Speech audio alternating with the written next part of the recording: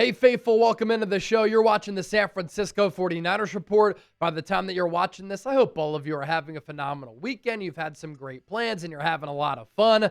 We're having some fun on today's show, opening up the floor, answering your questions for a mailbag. Before we do take your questions, though, and talk all things Niners here on the program, a programming reminder. Be sure to subscribe. Join us. Niners Panthers Monday Night Football Watch Party coming your way live on the San Francisco 49ers Report. We'll do an hour pregame show on Monday evening. This is the best place to experience a Niners game day outside of being at the actual game. And when you do hit that sub button, or for anybody watching right now, make sure your notifications are on and make sure you set them to all. Therefore, anytime we go live, anytime we push out a video like this, you will get that push notification and you will be notified.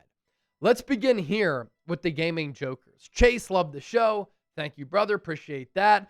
Question: why is there still hate around Purdy even after his return against the Cardinals? No matter what he does, a lot of people will say he's not a top 10 quarterback. I've never really understood the Brock Purdy hate. I think this is a story that is fascinating. It's one that you should root for. First of all, Brock Purdy is a great character guy. He's a great leader for this team.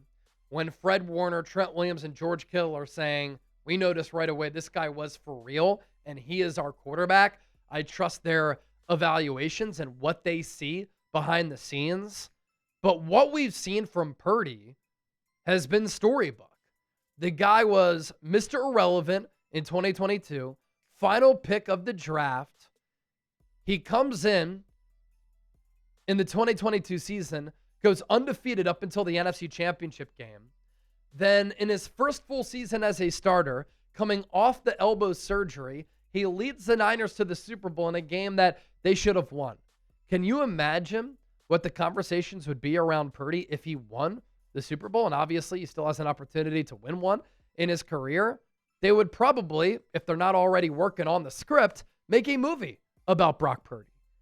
And last year, I think some people cooled on Purdy, but look, I wasn't a fan of how he tried to play hero ball late. But on offense, the Niners suffered from so many injuries. There was such a lack of continuity, and that was the case literally from training camp. Brandon Aiyuk holding out, Christian McCaffrey hurt, Trent Williams not there, Deebo Samuel in and out of the lineup, George Kittle missed some time. The Niners, once again, a year ago, one of the top 10 most injured teams in football. I think people will automatically discredit Purdy because he's not 6'5". He doesn't have a rocket launcher for an arm. He's a smaller quarterback who has a good arm but not a great arm. He doesn't run around like Lamar Jackson, although I think his mobility is underrated. And so people just look at Purdy and they say, no way, he's a top 10 guy. But since he came into the league, he's been the most efficient quarterback. Statistically, he's been one of the best quarterbacks. And I actually really enjoy watching him play because he has that lack of size. He doesn't have the stupidest arm strength in the world, right?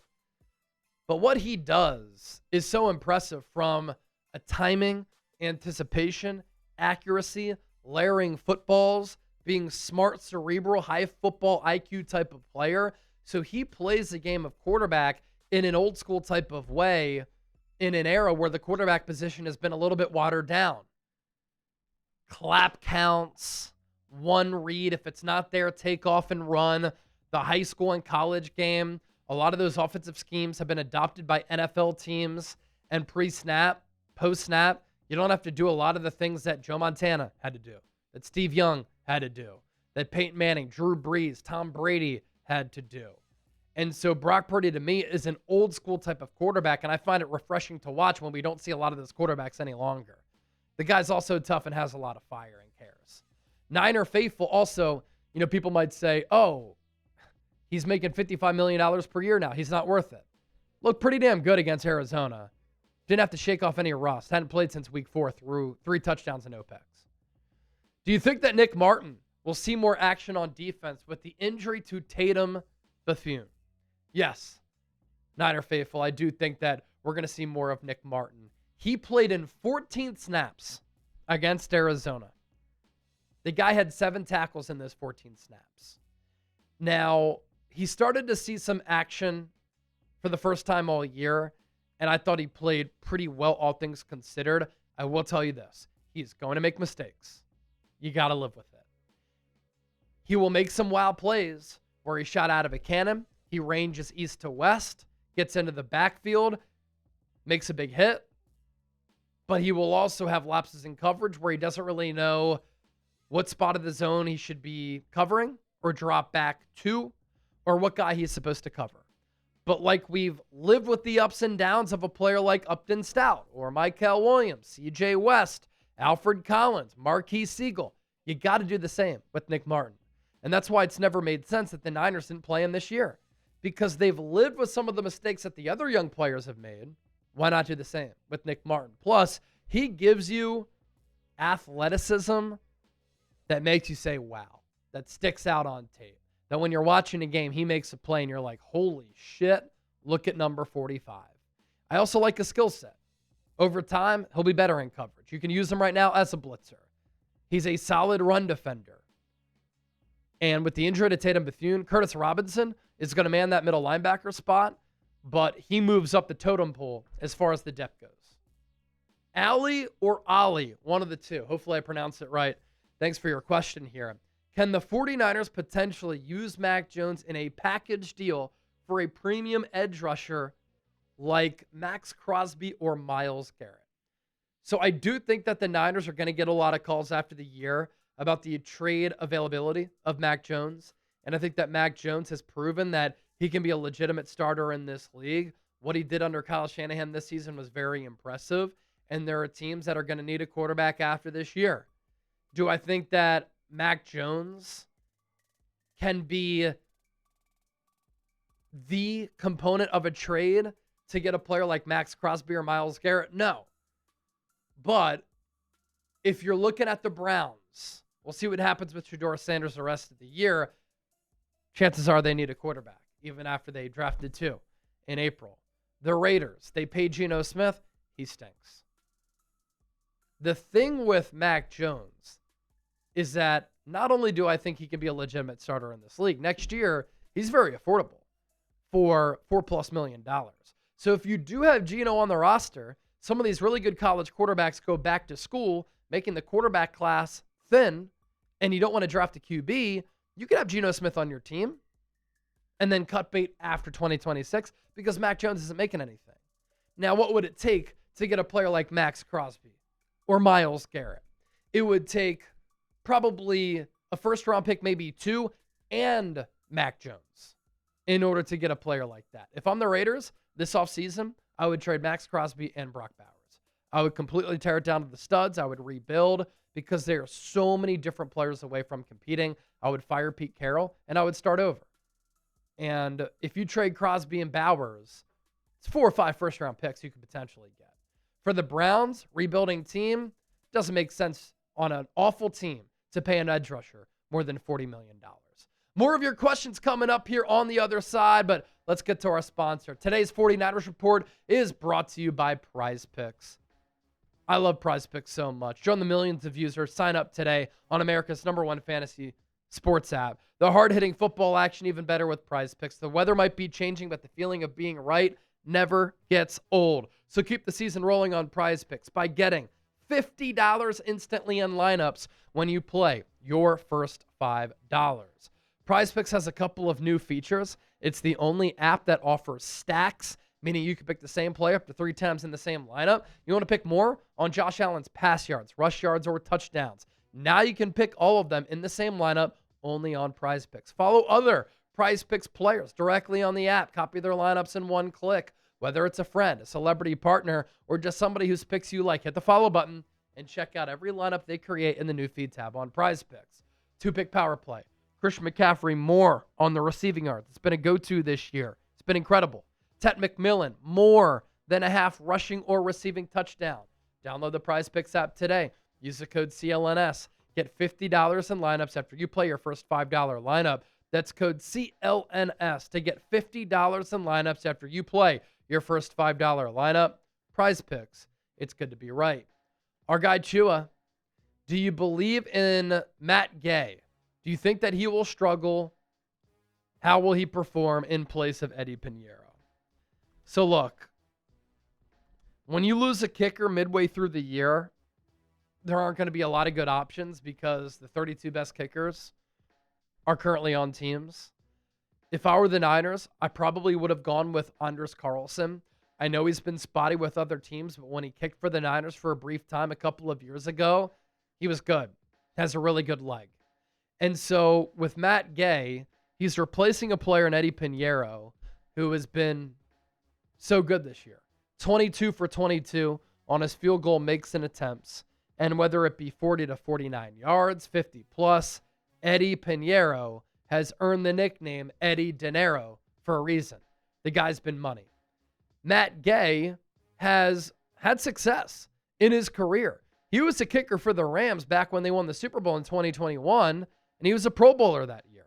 He was 32 of 34 on his field goal attempts, 94.1%, 48 of 49 on his extra points, and 4 of 5 on kicks of 50-plus yards.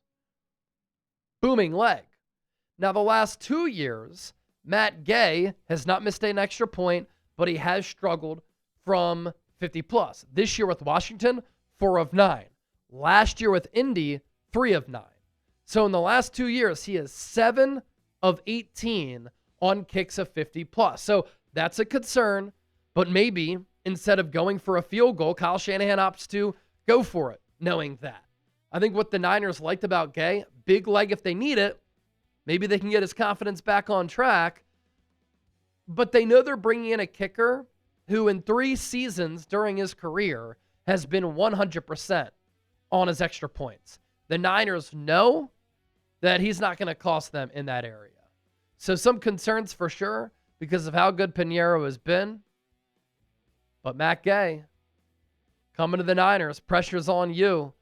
Don't revert to the Jake Moody territory because you will become hated very fast. Gouda, or gut air player, or guitar player. I think it was the last one. Do you think the Niners trade Brandon Aiyuk in the offseason? Do you think that is what ownership wants?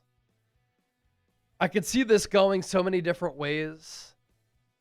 Some people might say, well, Brandon Aiyuk hasn't come back this season because he's disgruntled with the Niners. Does anybody know that? I don't think so. I think why he hasn't come back is because the dude tore 3 ligaments in his knee. It was probably the worst injury that you could suffer as far as tearing everything in there. And so it wasn't a clean ACL where sometimes guys can come back in 9 to 12 months. Also remember that he suffered that injury week 7 of last year, but didn't get surgery until a few weeks later. So we're either at or approaching the year mark from the surgery, not just the injury. How much trade value will he have after the year coming off an injury like this? If he doesn't play this year, especially, and doesn't put anything on tape. Now, if he comes back in the final month and balls out, a team might say, we need a wideout. We have money. We can pay BA. But you pair him up with Ricky Pearsall, and if they're both healthy, you talk about guys who can beat man and zone, who are dynamic, really good route runners. BA and Pearsall are that. Jeannie Wyatt, faithful ladies. Will the Hulk play this Sunday? I don't see why they haven't allowed him to play. What do you think, Chase? If I were the Niners, I would start playing a lot of these young players. They finally did it with Nick Martin against Arizona. I would give Sebastian Valdez, that's the Hulk, that's his nickname, some more snaps. Like, instead of Kevin Givens and Jordan Elliott getting snaps, you know who they are right now. Why not see who Sebastian Valdez is? Why not give him 10 snaps a game to see if he can make an impact? Because in the preseason, he was an impactful player, and I think that play translates. Physicality, violence, and explosion for that size. Niner faithful again. If Robert Saleh gets a head coaching job, do the Niners get a comp pick? That's a really good question. Let me try to find out here on the fly. Let me see.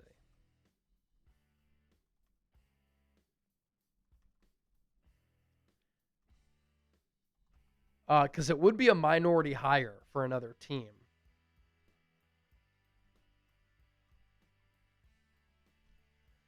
It's got to be for a head coaching job, obviously, not a coordinator job.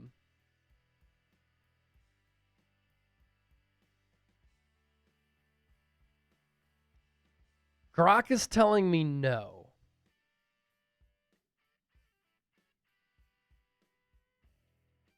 But it also says here the coach executive has to be a minority to fit one of the criterias.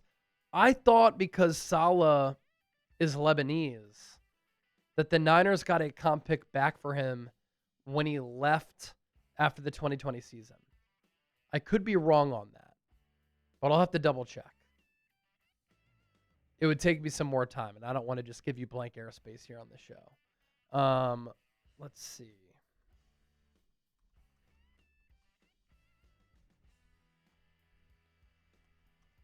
Let me check it here.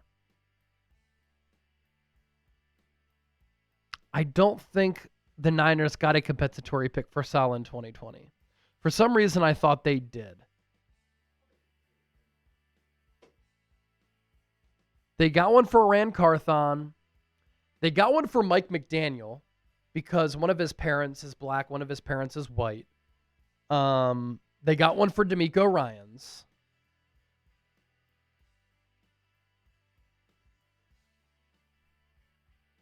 I thought they got a compensatory pick for him.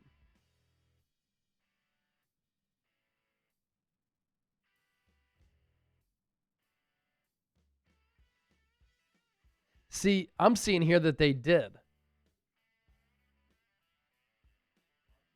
Yeah, I'm seeing that they did. So I'm pretty sure, because he's of Lebanese descent, that he fits that criteria thanks to the Rooney Rule revision, and the Niners would get a compensatory pick back for him. And it was a third rounder back when he left originally. So good point right there. Great mailbag. Thanks for getting those questions in, everybody. You're all real ones. We appreciate y'all. Don't forget to hit that subscribe button. Next time that we'll catch you live will obviously be for Monday Night Football against Carolina. Plenty of coverage to come up until the lead up to kickoff.